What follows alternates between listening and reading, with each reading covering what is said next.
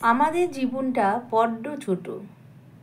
কখন যে কখন কিভাবে শেষ হয়ে যাবে কেউ বলতে পারে না। তাই এই ছোট্ট জীবনে যত পারো আনন্দকে উপভোগ করো এবং খুশির জোয়ারে নিজেকে ভাসিয়ে দাও। কখনোই মনে কোনো দুঃখ রাখবে না। এই প্রসঙ্গ নিয়ে একটি অসাধারণ গল্প আজকে আমি তোমাদের কাছে শেয়ার করছি। চ্যানেলে যারা নতুন আছে এবং নতুন যারা আমার গল্প শুনছো, গল্পটি শোনার পরে একটি সাবস্ক্রাইব করতে ভুলবে না এবং লাইক দিয়ে আমার পাশে থেকো। দুঃখীরাম ছিল গ্রামের একটি মধ্যবিত্ত লোক। সে কিন্তু ভীষণ ভালো মানুষ ছিল।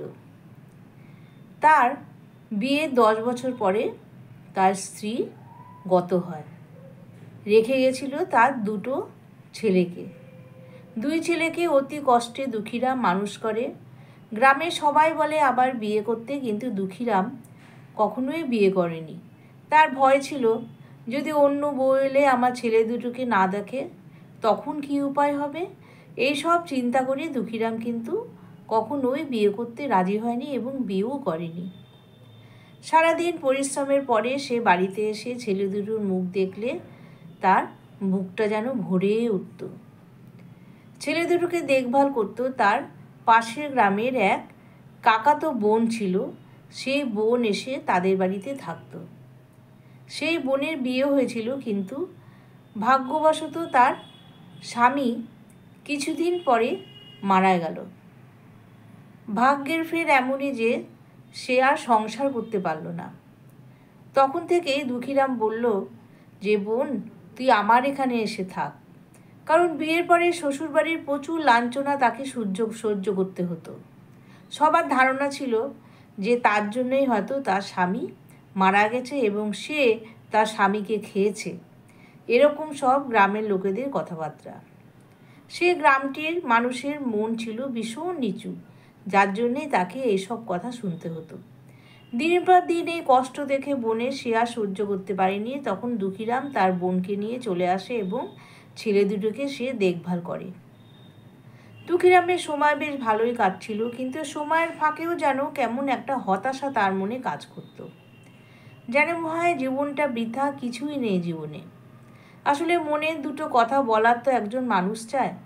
সে তো নিজের বউ ছাড়া আর কেউ নেই, আর বউদের ক্ষেত্রে নিজের স্বামী ছাড়া কেউ নেই। এরকম সময় পাশের গ্রামে খবর পেল যে কিছু লোক পালা গানের জন্যে সেখানে গান করতে এসছে। প্রতিদিন একটা করে পালা হতো সেই গ্রামে। এরকম পালা গান হবে, গ্রামের সবাই মিলে সেই পালা গানে উপস্থিত হতো। অনেক রাত অবধি সেই গান হতো এবং গান করে যখন ফিরত তখন প্রায় পাখি ডাকত। এই কথা শুনে দুঃখীরাম ভাবল যে সেও একদিন সেই পালা গান দেখতে যাবে। গ্রামের কয়েকজন বন্ধুবান্ধব মিলে তারা গেল সেই পালা গান শুনতে। পালা গান শুনতে গিয়ে এত সুন্দর পালা গান, দুঃখীরাম যেন অভিভূত হয়ে গেল এবং সে ঠিক করলো, আমি রোজ এই পালা গান দেখতে আসবো। এই ভেবে সে বাড়িতে বলে রাখতো যে আমি তাড়াতাড়ি খাওয়া দাওয়া করে পালা গান দেখতে যাব। তার বোনও রীতিমতো রান্নাবান্না করে ছেলে দুটোকে খুব আদর যত্ন করে রাখতো। রান্নাবান্না করে দাদাকে খাইয়ে দাঁড়িয়ে পাঠিয়ে দিত। আর তার বোন কিছুটা পড়াশোনা জানতো, সেই বিদ্যাতেই ছেলে দুটোকে পড়াশোনা করিয়ে স্কুলে পড়িয়ে আস্তে আস্তে মানুষ করছে। একবার কি হলো, দুঃখীরাম ভাবলো যে আমার ছেলে দুটো তো এখন অনেক বড় হচ্ছে, তাদের একটু বিয়ের ব্যবস্থা করি।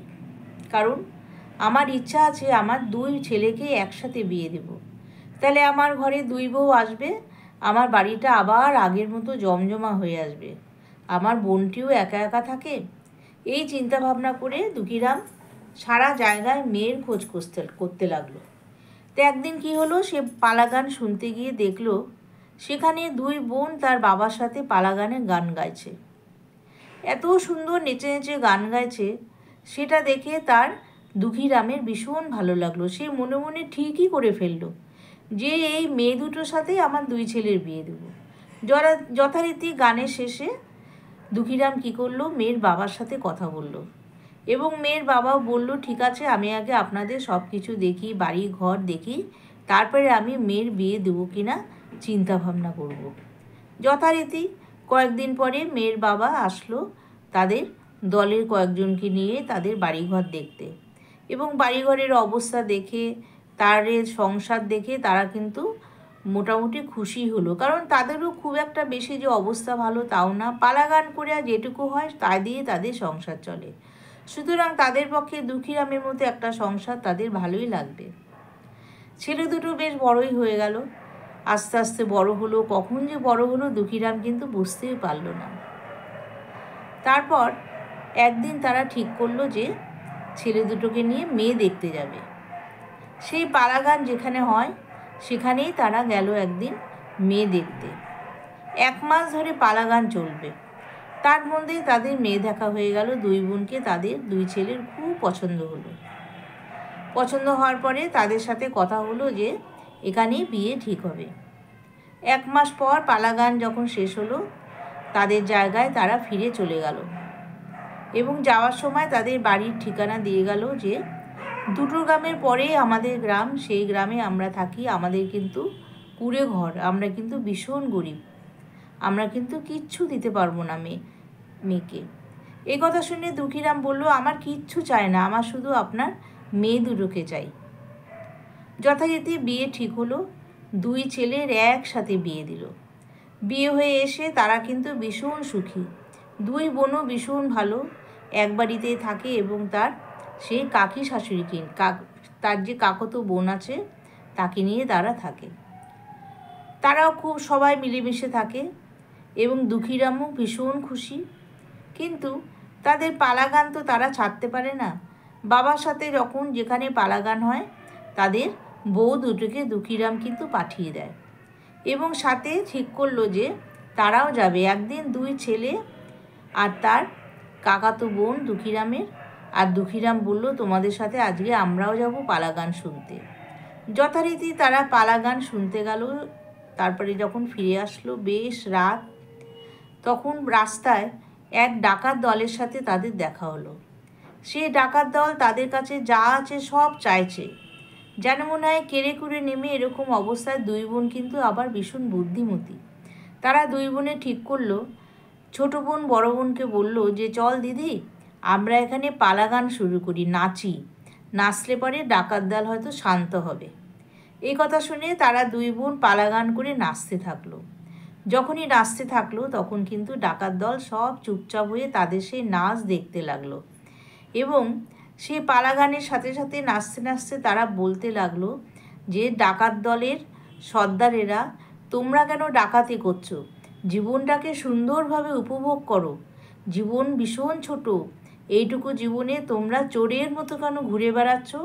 তোমরা ভালো কাজ করো, ভালো মানুষের সাথে মেশো, দেখো তোমাদের এই ডাকাতি থেকে তোমরা একটা ভালো মানুষে তৈরি হবে। গানের মাধ্যমে তারা এটা বুঝিয়ে দিল।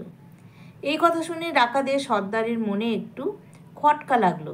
সে তখন ভাবলো যে গানের মাধ্যমে এত ভালো কথা বললো, তার মানে মনে হয় আমাদেরই বলছে, ডাকাত দল তো আমরাই। তখন ডাকাতরা বলল, মনে মনে ঠিক করলো যে সত্যিই তো, আমাদের জীবনও তো ভীষণ ছোট সবার, আমরা এই জীবনটাকে ভালো মতো উপভোগ করি। এই যে পালাগানগুলো হয়, কোথায় কোথায় হয়, কত জায়গায় হয়, কত কিছু হয়, আমরা কিচ্ছু দেখতে পারি না। আমরা কারি চেষ্টায় থাকি কি করে অন্যকে লুটবো, লুটে আমাদের সংসার চালাবো। তা না করে যদি আমরা সৎপথে কিছু ইনকাম করি, তাহলে আমরা সমাজের সব লোকের সাথে মিশতে পারবো এবং জীবনটাকে উপভোগ করতে পারবো।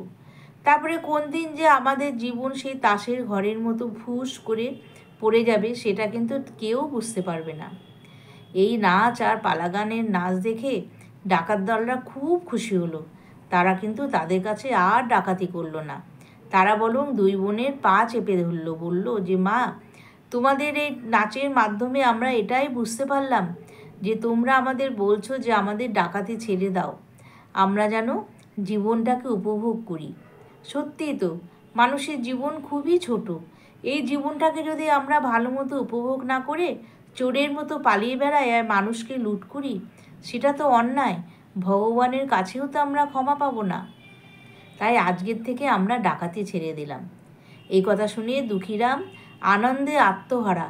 সে বলল, আমার বউ দুটি এতই ভালো হয়েছে, মানুষকে ভালো করতে শিখছে। আয় ভগবান, আমি হয়তো আগের জন্মে খুব ভালো কাজ করেছিলাম, সেই জন্যই ভগবান আমাকে এত সুন্দর দুটো বউ দিয়েছে। তখন তারা মনের আনন্দে করতে করতে আনন্দে তারা বাড়ি ফিরে আসলো এবং তাদের সুখের সংসার আরও সুখে ভরে গেল এ কারণে যে তারা অনেক মানুষের মনকে পরিবর্তন করতে পারলো এবং জীবনটা যে ছোট সবাইকে বুঝিয়ে দিতে পারলো, আর আনন্দে সবাই বাস করতে লাগলো। তাহলে বন্ধুরা, আমার এই ছোট্ট গল্পটি থেকে এটাই বোঝা যায় যে মানুষের জীবন ভীষণ ছোট। কোনো রকম পাপ কাজ না করে, কোনো রকম অসৎ কাজ না করে, জীবনটাকে সৎ পথে ইনকাম করে যদি আমরা উপভোগ করি তাহলে কিন্তু খুব ভালো হয়। কারণ মানুষের জীবন যে কখন চলে যাবে কেউ বলতে পারবে না, বেঁচে থাকাটাই রহস্যময়। তাই কখনো আমরা কোনো রকমভাবে কোনো রকম অসৎ কাজে যাব না।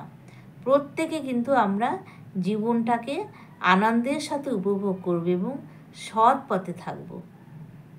তাহলে বন্ধুরা, আজকে আমার গল্পটা কেমন লাগলো তোমরা প্রত্যেকে কমেন্ট বক্সে জানাবে এবং প্রচুর লোকের মধ্যে শেয়ার করে দেবে। তাহলে আজকে আমি আসি, আবার আসবে একটা নতুন গল্প নিয়ে। টাটা।